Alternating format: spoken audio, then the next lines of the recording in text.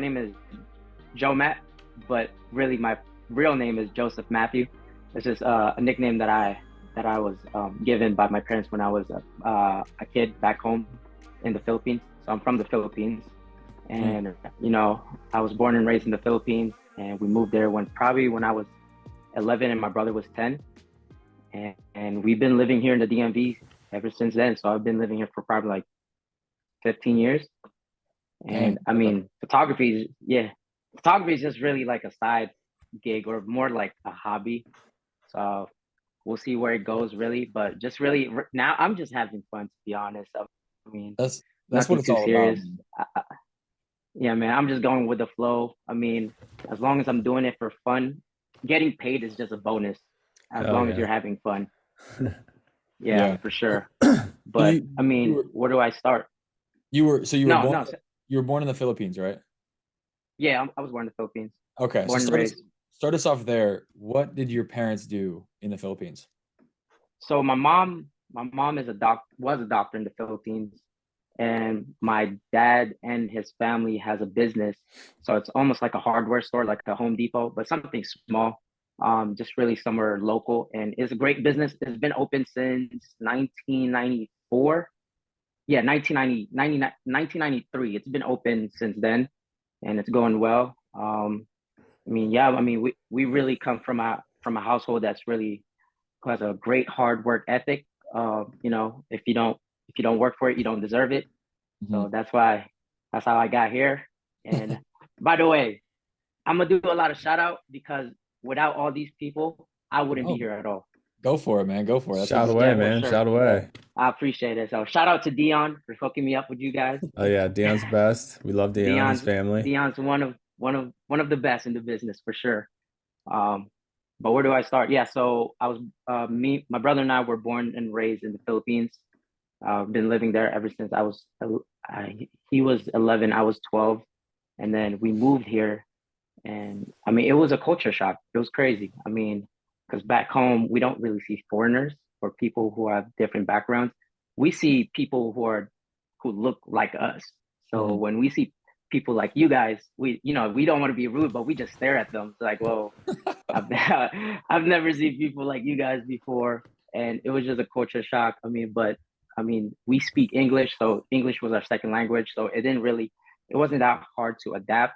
It was just more of like socializing with people because, like what I said, we never really had the awareness of seeing other people like different different background and stuff like that. But I mean, so I went to Bethesda Chevy Chase. I mean, I didn't really play basketball. I was a volleyball player, to be honest. I was playing volleyball, and it's crazy. I was actually a blocker and a hitter, and I'm 5'4". You can jump a little bit. Bunnies. I can jump. A I little can jump. bit. Yeah, yeah. But I also hoop. But I didn't really pursue it. But I went to high school in BCC. Photography really started in junior year. My mom bought a Nikon D3500, and she just was like, "Hey, you're in charge whenever there's family gatherings. You're the one gonna Mhm. take pictures."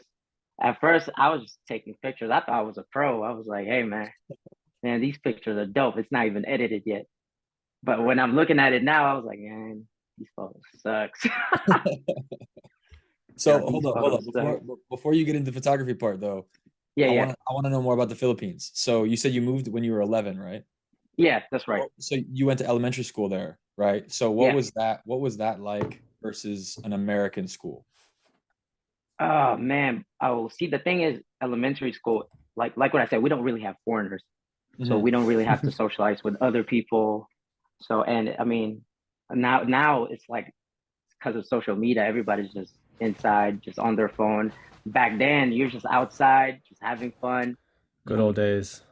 good old days, exactly. I mean, we're barely on our phones. We're just having fun, just playing games outside. But I mean, it's it was I actually miss going to school in the Philippines because it was just so chill.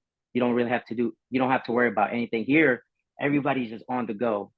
You need to Mhm. work, stuff like that. There you have big families there to support you financially. And here I just really learned how to work hard. you got to eat. Bills don't pay Facts. themselves. Facts. So why did your parents decide to move over? So, I mean, it's just a typical, just to have a better opportunity here. So they actually left when I think I was 9 and my brother was 8. They left and migrated here to have a better opportunity for them and for us. And then they decided to bring us there when I was like what I said, when I was 11 and my brother was 12. It was just really for an opportunity for us to, have a better future. Mm-hmm. So then, all right, so let's fast forward a little bit. You come over around middle school. Yeah. What was like that adjustment like compared Oh to man, it's crazy because like just seeing people who are like, all right, so people in our country are like my average height, 5'4". Probably the tallest person you'll see was 5'8". And then when I came to middle school, I seen like kids who look grown men and like women. I was just like, whoa, this is a bit overwhelming at first. But then, I'm a bit of a clown, so I put my sense of humor out there, and I was able to make friends, and they're like, hey man, that's that smart Asian kid, man. Let's hang out with him. I mean, it was pretty easy for my brother and I to adapt because I mean, like what I said, we can speak English properly, but when we talk too fast, that's when our fob accent comes out. I Mhm. mean, I think I still have it, but when I talk too fast, but yeah. Did you still play sports? Did you still play volleyball? Like try to play volleyball when you came over? Yeah, I actually played volleyball in high school. I played for Okay. BCC for 4 years, but co-ed. And I mean, I tried out for the basketball team. I only made it to their summer team because, I mean, back then, I mean, point guards were really tall back then. I mean, now, I What mean, years you graduate from BCC? man, 2011. All right, so BCC was solid around that time, for Yeah, sure. they were they Yeah, were they were big definitely guards, solid. Yeah, they were good. like old school big guards, like Yeah, probably like 6'1", 6'2". yeah, they were very good So around that time. yeah, so I gotta put in the work 3 times that than a regular tall 6'1" person. I mean, it was fun, but it humbled me because I was like, yo, I gotta put in a lot of work because like these guys are tall. So then your mom hands you the camera, take pictures. What happens next? Like, do you fall in love with it right away, or does it take you a little while? No, it's funny because I didn't really officially pursue photography. It started during the lockdown, During the pandemic, COVID lock. beginning of the Yeah, pandemic. Oh, that took you a exactly. while. So what happened then? Yeah. So you took Yeah, those photos. are So I just years. it's yeah, so I just it was just more of like she gave me a camera and I don't really know what to do with it. I probably like did it for like 6 months and I was like, this is whatever. Cause I was more because in a in a Filipino culture, education is really important. So I was really more focused on my education and like what to do in college and stuff like that. So photography didn't really like really it didn't get my interest. So I was just like I just put it on the side, just take pictures once in a while, but nothing too serious. Hmm. Okay. So then what made you pick it back up? Man, like what I said, it started during COVID, and I mean COVID was a blessing and a curse. I think if COVID didn't start, I wouldn't be here to be honest. Really? Yeah, I wouldn't be here. Like I would be still work. Like I would still be doing my nine. Well, I'm still doing my 9 to 5, but I'll be more focused at my 9 to 5 job. But I mean, during the COVID, I mean, we had that 3 months lockdown, and I was just, you were just going scrolling on YouTube, stuff like that. And sometimes, YouTube will just pop out like a random recommendation video. Mhm. And I was watching this dude taking pictures and editing, and it really intrigued me. And the lockdown really helped you figure out what's your hot, like your passion. It's more of like catching up on your mental health and stuff like that, and just getting to venture knowing yourself more. And it helped me, and it was actually funny because after watching that video, a couple of days later, my boy, shout out to Joe Andrew, he was like, "Yo, I'm selling my Sony A6000." I was like, "You want it?" I was like, "I ain't got no money. I'm on lockdown." But he's like, I'll hook you up. So I got the Sony A6000. I started like YouTube was like a free education for anything. You can Yeah. fix a car, you can fix anything in your house, be a photographer. you can be professional at anything with YouTube. And I mean, I got addicted to it. I was just like taking pictures. I would actually, so I bought the Sony A6000, watched a lot of YouTube videos, and then when I was a bit aware of like my camera settings and stuff like that, I decided to. It's crazy because we were on lockdown, strict lockdown back then. I was actually going to DC and taking pictures of the monuments at 5:30 in the morning, catching sunrise and sunset. Mhm. We've all been Just there. yeah, yeah, landscape, man. I was just like, yo, I'm gonna keep doing this. I was doing it for three like straight every day. Like I was there in the morning, 5:30, just catching sunrise. I mean, I fell in love with it. I started doing landscape and then street photography. And I mean, street photography, I fell in love with street photography is because the story behind the photos. I mean, you can just tell a lot of people. You can tell a lot of. There's a lot of meaning in one photo if you know how to take that photo. Mm-hmm. And it's crazy. I got so addicted to it. I would just go to New York and take street photography. And Dude, you got like I was scrolling through your Instagram before this. Like some of the stuff that you got is just ridiculous. I appreciate it. Thank you. So that obviously wasn't the start of it. What first of all, I'm curious, what YouTuber were you talking about earlier? North Borders. North So Borders. he, Okay. I've heard so of that. he's a landscape Yeah. photographer, like I've heard a of car photography, street photography, and stuff like that. Okay. Okay. So can you give everyone like an idea of the timeline there? Like, did you graduate high school? Like, where were you at in your Oh life? yeah, yeah, for sure.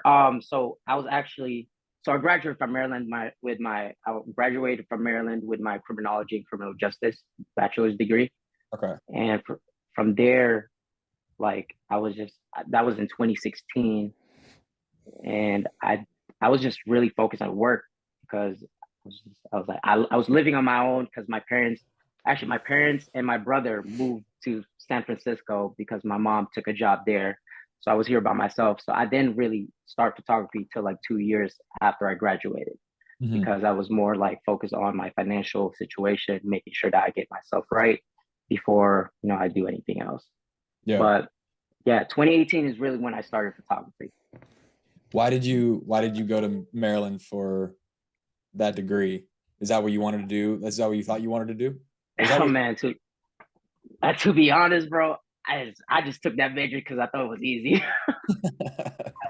That's fair. it was well, the thing was I started from a bioengineering degree major, and I was like, man, this is very challenging, and I was just like, it was creeping up on me, and I just didn't like it, so I decided to do criminal justice criminology, and it was easy, but it was very interesting because you get to like read a lot of cases and like understanding the law and stuff like that. Mm-hmm. Okay. So was there um so how old are you, first of all? I'm 30. You're 30. Okay. So then you Mm-hmm. graduated college when? 2016. 2016. So that was Yeah. about 4 years. So then between that's what I'm trying to figure out the timeline. So like you graduate 2016, you pick up the photography hobby in 2020. What Yeah. 4 years? Is that what you're talking about earlier? Or you just Yeah. get your money right? Okay. Yeah. I got you. Okay. So then things start to pick up, and this is where I'm excited to get to because like you're doing some crazy stuff now. So how like walk me through like those first few gigs. Like you start to take uh landscape photography of monuments. Yeah. Do those start to go pretty viral? Like you get some popularity, and that's how you start to get into like all pro like pro. Yeah. No, actually, it was actually so I did landscape and I did some street photography, and then my boy, a family friend of mine, shout out Jordan. He's the one who got me into sports. Trust me. Jordan, He what's hit me up? up, Jordan Bartlett. So he hit me up. He was like, so he saw my pictures. He didn't know I was taking pictures. He hit me up, hey bro, because he's one of the managers for. I'm not sure if you guys know District Sports in Virginia. Yep. Yeah, we do. Yeah, yeah. Yeah, so he's one of the owners of the gym, and I never done sports, and I was very new to the game, and I didn't know the college players. I know NBA players, but not high school or college basketball players. So Mm-hmm. he hit me up. He called me and said, "Hey, bro, I have two college player who's going to be working out in my gym. If you're interested, let me know. I was like, no, his family. So I was like, yeah, for sure. And then he just told me like, at first I was just like, it's Paige and AZ. So I was like, all right, cool. I'll be there. At first I didn't know who AZ and Paige were. I was like, all right, cool. I'll be there. So I just go on Instagram. Oh, all right. I got to bring my A game. I was like, these are Right. like top tier elite players in college. So I was like, well, I think AZ was still in St. John's when I started taking pictures of them. It was crazy because that first workout, that's where I met Liam too, Leprechaun. It's my Ah, it all boy. comes Shout together. out to Liam. Yep. Shout out Yeah, to who's Liam. also in the family. Yep, yep. Yep, exactly. So Liam is actually all pro reels too. So that's my boy. Yep, I remember. And So how did that shoot go? Did they like your work? man, they liked it, but it wasn't in my standards because I had like it was I was new to the game and I was like, yo, the photos are a bit grainy. So I was like, oh man, like it's good, but it's not up to my standards. But I mean, they liked it, they posted it, but I mean, I was just there to have fun. I was just there to support my boy and just making sure I take care of them. Hmm. So, wow, first of all, I'm curious. What do you do to get them not grainy? Is that in camera or in Lightroom? So What's your secret? Lightroom, Lightroom, and I have another software that I use that takes off grain. Okay, okay. You want to Yeah, plug it right yeah, now? What was it? yeah. Give us a secret. It's called Topaz the Noise. So like, Oh, okay.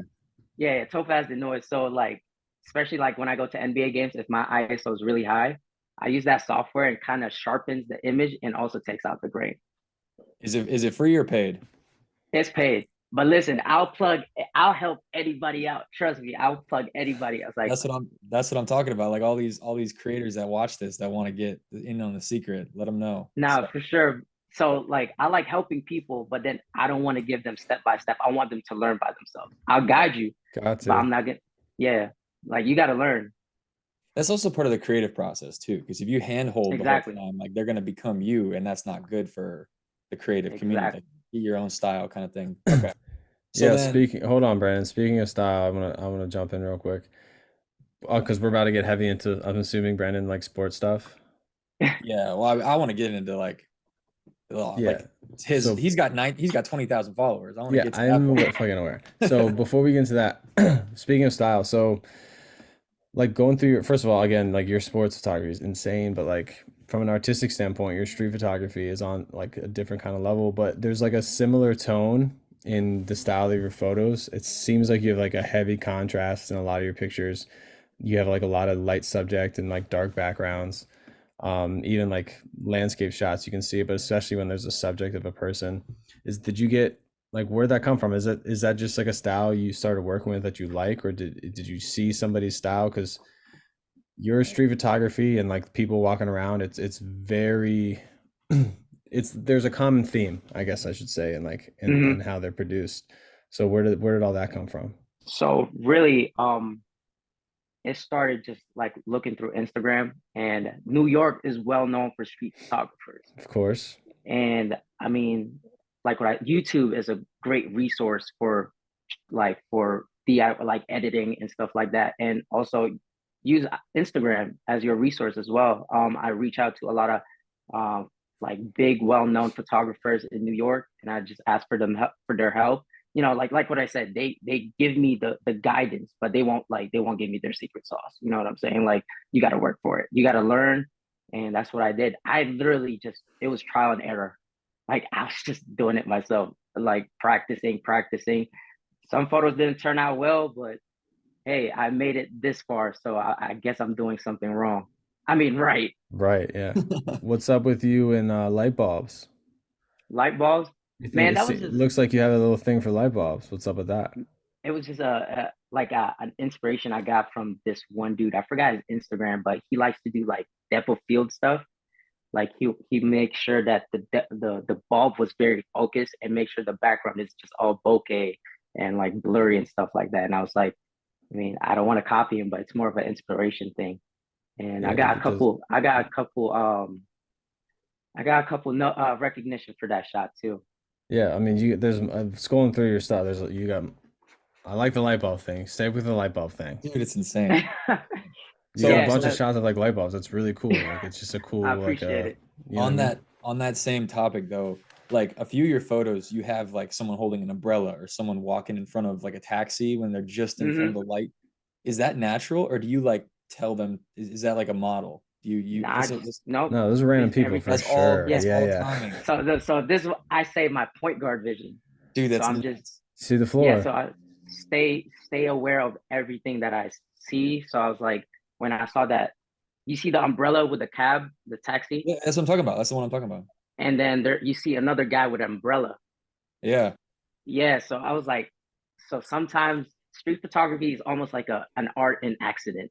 Like you never know that it's just the shot that you're gonna take is just by accident, but it becomes art. And Hmm. it's crazy. Like I'm just very aware of my surroundings, and like, man, I love doing street photography, and that's how I ended up doing sports because I love telling stories. Mm-hmm. Like to be honest, action shots are overrated. Like you can take that anytime. It's the same movement every time, but stories, those are unforgettable moments. That's why I love incorporating my street photography to sports. Yeah. I like that. I like that a lot. Dude, it's like one of my favorites is of the Washington D.C. temple through the barbed wire fence. Oh yeah, yeah, yeah. That Dude, was dope. that one's insane. And the sunset, that's probably my favorite photo. It was Um, crazy that now that you mentioned that that was actually one of my first photos that gotten really a lot of recognition because the Moco show actually posted that photo, and that's where I got my following from. Jesus. So that's what I Shout want to get out. in. That's what I want to get into. So was it kind of organic over time, all the like the following, or was it consistency? Was it all like a specific version of photos, like a theme that you post? Like what did it? So you know how I said YouTube is a good resource for just learning what. So I learned how to do the IG algorithm and stuff like that. Mhm. I had so much time in my hands. I my girl, man, she has a lot of patience for me. Shout out to my girls, man. Shout out to the wifey. Shout out to the wife because I'll be staying awake for like till 3 a.m. just learning the algorithm and stuff like that. And I mean, everything is just so I've noticed Instagram is like you got to treat it like your wife. You got to give it some love and attention, and it'll give back the same attention that you want. Uh-huh. That's just how it goes. And I mean, everything is. I think all my followers was from just the quality that I've made. I mean, people just like my photos. I mean, a lot of people are just asking, "Yo, how are your photos so sharp? Like, why are they so clear?" That's because I mean, most I learned that from YouTube. Just learning your export settings, knowing when to pose, when your audience are going to be awake, when they're going to be on their phones and stuff like that. Like, you just got to be aware of everything that's going on in social media. Hmm. So are you, before we get into the sports side of it, are you on TikTok? Are you on like No, no so sort of a little bit TikTok, but I'm more like on Instagram. okay. So is it any interest in like getting into video, or is that just you're happy with photos because you're just killing it right now? I mean, it's videos are, man, to be honest, videos. Hey, respect to all my videographers. That is no joke, bro. Man, like color grading a photo and color grading a video is two different things. Hmm. And it gets overwhelming when you don't know what you're doing with videos. And you gotta know 8-bit, 10-bit. I was like, yo, this is a lot of work. Yeah, But I mean, I love videos, but I like photos much better. I mean, yeah, that's just for me. yeah, yeah. Okay, so let's get to where I want to get to because I'm very curious. So tell me about the hookup with All Pro Reels. Was that through Liam? No, it's actually from Jordan. So Oh, okay, Jordan okay, started the whole thing. So Jordan is actually friends with the owner of All Pro Real. He's a family friend. His name is Robert Booba. Shout out to Booba, bro. That's family right there. So Booba is the owner of All Pro Reels, and he gave me a try last. So I just started working with All Pro Reels last year, and I mean he gave me a try for a couple games. They liked it. So I took a picture of a couple games from last year. I think the Hornets. I mean, it was just a couple games, but I mean, you just got to take advantage of those moments, even hmm, though they provide you like a couple games. It's like, hey, I'm here to eat. I'm not here to take anybody's like job. but I'm here to eat. Mm-hmm. And Pro Reels really started during the Mystic season last season, because I was basically their lead photographer. I was taking pictures for the Mystics for the whole season, and I was getting noticed a lot for the WNBA photos. And actually, before the WNBA, I was also shooting for Churchill. So I did a couple gigs for Churchill, and that was great. It kind of sucks that they lost the state last year, man. And those photos could have been so nice. Almost did it. Almost did it. That's right. But I mean, I was more for Churchill. I was there to support my boy, Coach Lynn. Shout out to Lynn. Thank you, sir. Sorry, I'm gonna do a lot of shout outs. Keep going. Yeah. This is probably the most shout outs we've had in an episode. I feel like I was just shouting out like easily is. We passed that threshold minutes ago. That's what I'm saying. Yeah. I did some Churchill, and I think that's when All Pro Reels got really gotten their attention, is when I took like high school photos. Mm-hmm. And now I can't believe I'm shooting NBA games. It's crazy. It's stupid crazy. I'm still like, I go to most of the home games now, and I'm still surprised. I'm still taking pictures of NBA players. Can you tell us how that works? Like, did they get you a media pass, or did they like? Yeah. So All Pro Reels will request media credentials to the Wizard. Okay. Then they just slide it to you. You walk in like you own the place. Walk to the base. Oh, I don't do that. I just like every time I go in, I'll be cheesing. I'll be like, yo, I can't believe I'm here, bro. Right? Yeah, it's just so surreal. I bet. So it's so real. Where in the stadium is your favorite place to shoot? Arena. Well, the arena. Okay. Well, so we can't go on the baseline. We have no access on the floor. Okay. So that's only like reputable media companies like Getty, Washington Post, and stuff like that, and Wizard personnel. I like shooting on the 200 and 400 sections, the highest sections. Okay. It's just because it's easy, but also like because of my camera, I can crop a little bit more than other cameras, and it just makes my job easier. But I get a lot of like storytelling from the 200 sections, because I can kind of like isolate the players and just kind of look like they're like by themselves in the court. And it's crazy. And I guess I got inspired by J Square. I mean, J Square is one of the best in the business, and I mean, his storytelling is just ridiculous. You ever heard of Cool Mac too? Oh yeah, I love Cool Mac. I actually met him when Bronny came here. Oh, for real? I mean, I was shocked. I was like, yo, Cool Mac is here, bro. Yeah, dude. Sometimes he's next level, like custom basketballs and shit. Oh my god. Yeah. That's crazy, bro. J Square, he just hit 100K too. I saw that recently. I know, man. Big shout out to J Square, even though you don't know dude, me. Big add shout to out, the bro. list. Shout out. Shout out. And Cool Mac. And Cool Mac for sure, bro, for sure. Cool Mac's editing is dope. I like his overexposure on his photos, and the stop motion videos. It's pretty dope. Dude, some of the craziest things that he does is the mirrors. Like when he mirrors photos, I'm like, how did he? It's so seamless how he. You talking about the filters? Yeah, well, I mean, he makes it look like the players like mirrored, like the two players, like on the top and the bottom. You know what I mean? Or like the mirrored. Oh yeah. It's just nuts. Yeah. Okay. So, what is your? I guess I'm gonna rephrase this. Do you have a specific athlete that you like to shoot the most, or is it pretty much just like everyone on the Mystics or whoever's like? Derrick Rose. That's my boy. Oh, for real? That's not who I loved it. Dope answer. I love Derrick Rose. He's just been humble, from Chicago.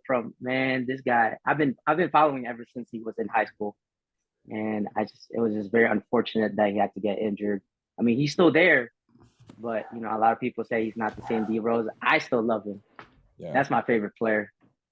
Yeah. All right. Well, we got Mac. You got any other questions? Otherwise, I'm gonna jump into the. No, fire away.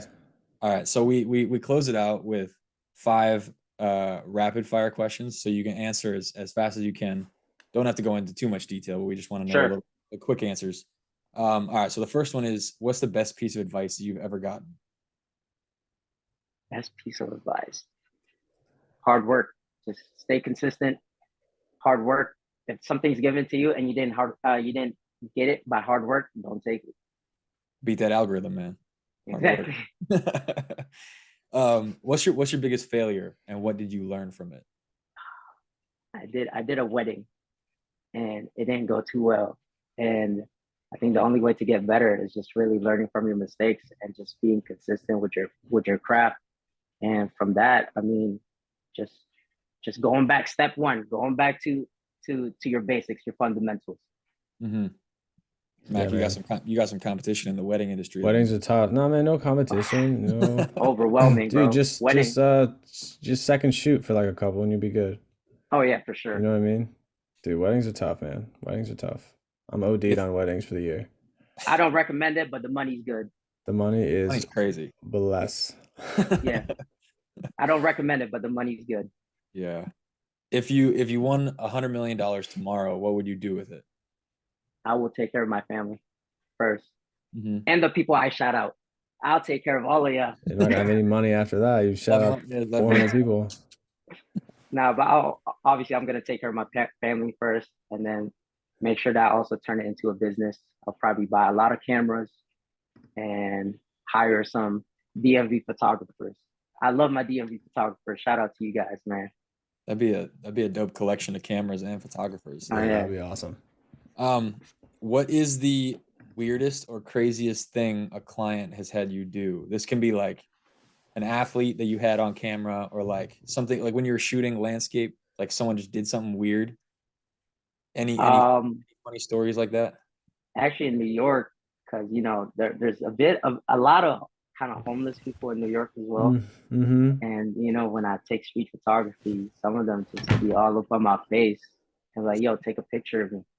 And this guy was butt naked. I was like, I was like, no, I'm sorry, bro. I can't take a picture. I can't even look at you, to be honest, naked, bro. And I mean, it's That's just art, though. it's art, but It's art in its truest form.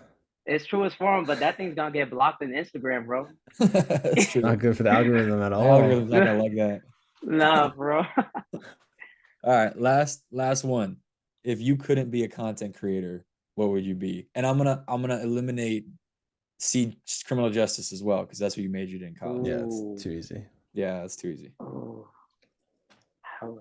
I would have been back home taking care of my family and take over the business, their hardware store. I'm all about it. Your dad still doing that? Well, my dad's actually in San Francisco with my parents, and Oh, okay. they're all there. Yeah. So did he sell the business? No, it's been so his sister's been taking over it. Okay. So it's still open. Yeah, it's still a family business. That's dope. That's dope. Yeah, man. All right. Any last words? Any inspirational quotes for the people? I don't know, but like what I said, man, I'm here to help anybody. I mean, I've gotten a lot of messages. How can I apply for APR? And I was like, man, to be honest, I'm not the right person to talk to. Mm-hmm. The best thing I can tell you, start from the bottom. Don't take shortcuts. Appreciate the process. And I mean, All Pro Reels is just one business. There's a lot of businesses out there, and you never know who's. I always tell people, listen, if you can go to these big events, go, and always make a first impression. Always be friendly. Just make sure to take care of the people, and just don't be there for the clout.